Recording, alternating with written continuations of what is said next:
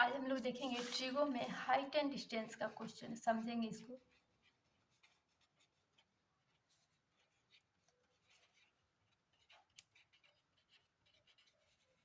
Height and distance क्या है? Height and distance, height and distance में देखिए, जैसे हम यहाँ पे खड़े हैं, यहाँ पे खड़े हैं,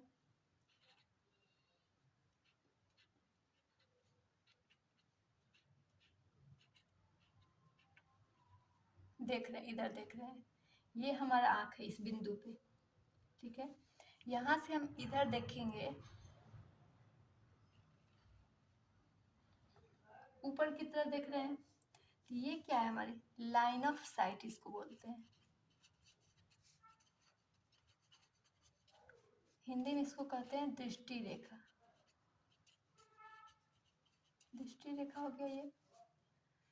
और ये यहाँ क्या, ट्रायंगल बनाने के लिए, तो यहाँ से आके तो इसकी सीधा हॉरिजॉन्टल लाइन जाएगा एक,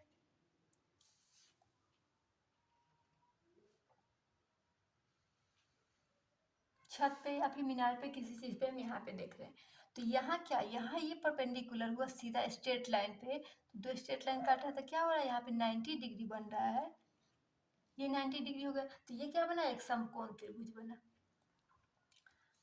ठीक है। तो इसको हम बोलते हैं, ये जो यहाँ पे कोण बना आपका, आपकी आंख से इस रेखा पे, इसको बोलते हैं angle of elevation, angle of elevation. दूसरी स्थिति में क्या बनेगा, जैसे हम किसी छत पे खड़े हैं, ठीक है, हम छत पे खड़े हैं, ऊपर ऊपर से हम नीचे की तरफ देख रहे हैं, नीचे छत के नीचे कुछ रखा हुआ है, उसको हम देख रहे हैं, ये हो गया ऐसे। तो ऊपर छत की कुछ तो कुछ ना कुछ लंबाई होगी,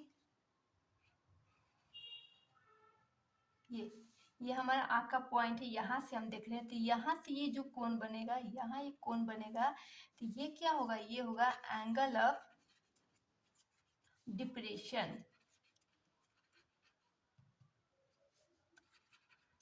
नीचे की तरफ देखते हैं तो वो बनता है एंगल ऑफ डिप्रेशन, और हम अपने से ऊपर की तरफ देखते हैं तो वो बनता है हमारा एंगल ऑफ एलिवेशन, ठीक है। और यहाँ इस स्थिति में क्या बना, यहाँ पे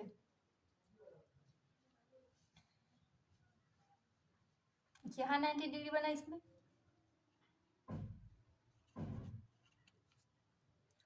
अब इसी से रिलेटेड हम क्वेश्चन देखते हैं।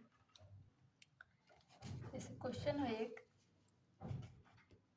क्वेश्चन है, धरती पर एक मीनार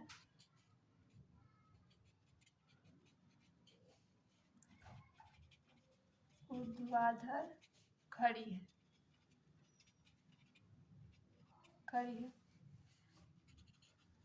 धरती के एक बिंदु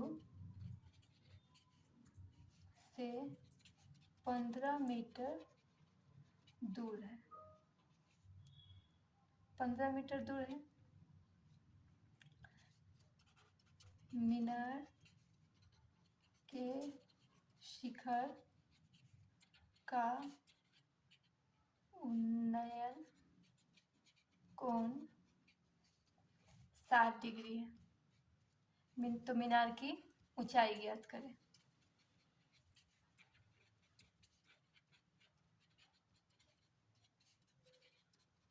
ऊंचाई ज्ञात करें, ठीक है, ये बोल रहा है। तो हम इस कोण से भी, इससे भी बना सकते हैं। क्या बोल रहा है, धरती पे एक बिंदु से एक मीनार खड़ी है, तो ये मीनार हो गया हमारा बिंदु से 15 मीटर की दूरी पे, तो ये 15 मीटर हो गया, यहाँ से यहाँ तक 15 मीटर हो गया। उसका उन्नयन कोण जो बन रहा है तो वो 60 डिग्री का बनता है, हम यहाँ पे 60 डिग्री लिख दिए। तो ये हमको निकालने के लिए बोला है मीनार की ऊंचाई, मीनार की ऊंचाई यही है ना, इसका नाम देते हैं ए बी और ये सी। तो मीनार हमारा कौन है, ए बी मीनार है, और ये बिंदु है, यहाँ से हम यहाँ तक, ये इसकी जो लंबाई होगी वो 15 मीटर हो गया। तो इसमें क्या हो गया, ये हमारा लंब हो गया, ये आधार हो गया, ये कर्ण हो गया।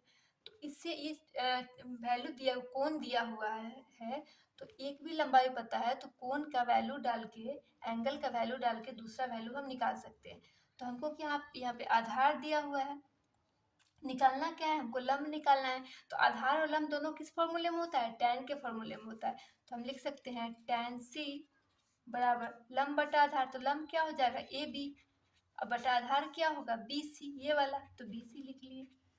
tan c, तो tan c में c का वैल्यू कितना है 60 डिग्री है, तो tan 60 डिग्री लिखेंगे। tan 60 degree equal to A B, तो हमको निकालना ही है, तो ए बी लिख लिए।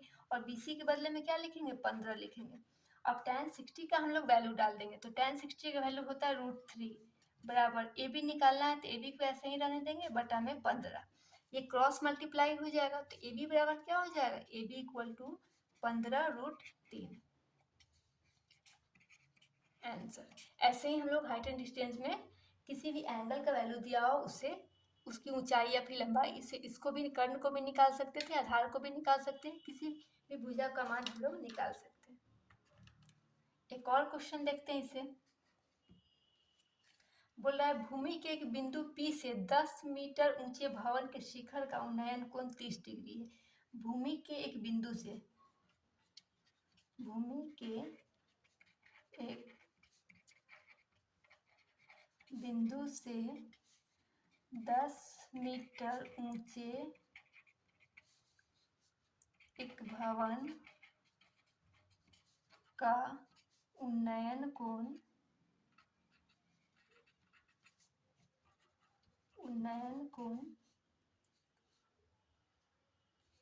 30 डिग्री है, 30 डिग्री है।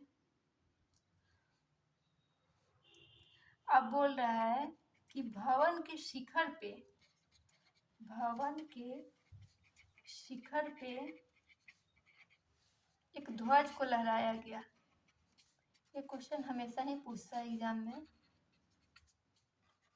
ध्वज को लहराया गया जिसका कोण कितना है, और P से ध्वज के शिखर का उन्नयन कोण, ध्वज से P से ध्वज के शिखर का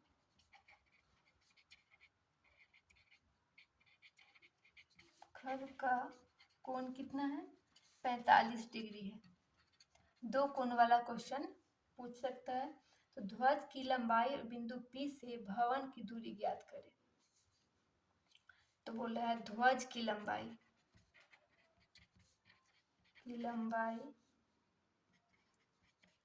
और बिंदु P से भवन की दूरी, और P से भवन की दूरी ज्ञात करें।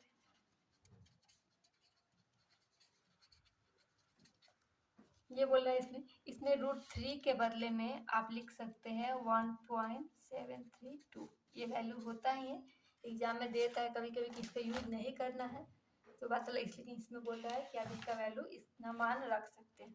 तो देखिए क्या बोल रहा है, भूमि के एक बिंदु से 10 मीटर ऊंचे एक भवन। तो सबसे पहले तो हम भूमि का बिंदु ये है, यहाँ से 10 मीटर ऊंचा एक भवन, तो ये हमारा भवन मान लिए, यहाँ पे ये भवन खड़ा है, 10 मीटर इसकी ऊंचाई है, 10 मीटर कर लिए बोल रहा है, ठीक है। उसके बाद का उन्नयन कोण 30 डिग्री है। तो उन्नयन कोण यहाँ तो 90 बनेगा,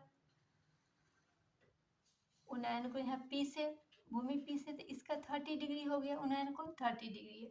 उसके बाद बोल रहा है कि भवन पे, तो भवन क्या, भवन की छत पे ही झंडा लगाएंगे ना, तो भवन की छत पे एक ध्वज को लहराया गया, यहाँ से एक ध्वज को लहराया, मान लिए ध्वज का इतना बड़ा डंडा है, इसको लहराया गया, यहाँ झंडा लहराया गया। इसका उन्नयन कोण बोल रहा है कि 45 डिग्री है। तो 45 डिग्री, तो 45 क्या हो जाएगा, अब ये टोटल मिल जाएगा तो कितना डिग्री हो जाएगा 45 डिग्री हो गया, टोटल का मान 45 डिग्री हो गया। इसका हम नाम देते हैं P Q R और ये S हो गया। तो हमसे बोल रहा है कि S और R की लंबाई इसकी निकालने के लिए, तो हम क्या लिखेंगे सबसे पहले क्या लिखेंगे, त्रिभुज, त्रिभुज का साइन है ये P Q R में, यानी P Q R में हम काम कर रहे हैं अभी। P Q R में क्या करेंगे, tan Q लिखेंगे, तो tan Q बराबर, अभी tan थीटा बराबर क्या होता है, tan थीटा बराबर क्या हो जाएगा P/B होता है। तो P कितना है हमारा इसमें, तो P/B पहले हम लिख लिए, तो tan थीटा, थीटा कितना हम अभी ले रहे हैं, भवन वाला ले रहे हैं, तो 30 डिग्री। तो 30 डिग्री में tan 30 में p हमारा कितना है, लंबाई तो यही है 10 बटा b कितना होगा, पी क्यू मालूम नहीं है तो पी क्यू लिख लिए। अब tan 30 का मान कितना होता है, tan 30 का मान होता है 1/√3। तो 1/√3 बराबर 10 बटा पी क्यू कर लिया। अब पी क्यू का मान हमको निकालना है, तो पी क्यू बराबर 10 गुना √3 आ गया 10√3 पी क्यू। तो 10√3 हम यहाँ पे लिख लिए, मान लिया हमारा वैल्यू आ गया 10√3। हमको तो निकालना है ये वाला एस और आर पूरा। तो जब तक हम पूरे त्रिभुज में ये वैल्यू नहीं निकालेंगे एस और क्यू का, एस क्यू का वैल्यू निकाल के उसमें से आर क्यू को माइनस करेंगे तभी तो हमारा एस आर निकलेगा। तो उसके लिए क्या करेंगे, उसके लिए देखिए, उसके बाद हम लिखेंगे इसमें कि त्रिभुज पी क्यू आर में पी क्यू, अब तो एस की बात है, पी क्यू एस पूरे बड़े वाले त्रिभुज में लेंगे, तो पी क्यू एस में अब क्या tan 45 डिग्री पर निकालेंगे, tan 45 डिग्री। तो इसमें भी लंब बटा आधार आएगा, तो लंब इसमें कितना है एस क्यू टोटल लेंगे बटा कितना पी क्यू। तो tan 45 का मान होता है 1 बराबर हम लिखेंगे 10 प्लस x या फिर एस क्यू जो कहिए। अब बटा में कितना आया है हमारा 10√3। अब इसे क्रॉस मल्टीप्लाई करेंगे तो 10 प्लस एक्स बराबर 10√3। एक्स का वैल्यू निकालना है हमको, तो एक्स बराबर ये प्लस वाला इधर माइनस में आ जाएगा 10√3 और माइनस में 10, दोनों में 10 है तो 10 को हम कॉमन कर सकते हैं। तो कॉमन ले लिए 10, तो क्या बचा हमारा यहाँ पे √3 बचा, यहाँ से 10 निकल गया तो 1 बचा। तो एक्स बराबर क्या आ गया 10 इंटू √3 माइनस 1। √3 का वैल्यू हमको कितना पुट करना है 1.732 और माइनस में 1 है, तो इतना में से इतना घटा कितना बचा 10 इंटू 0.732 बराबर 7.32। यही हमारा वैल्यू आ गया इसका इस साल का 7.32। ये आंसर हो गया। Thank you.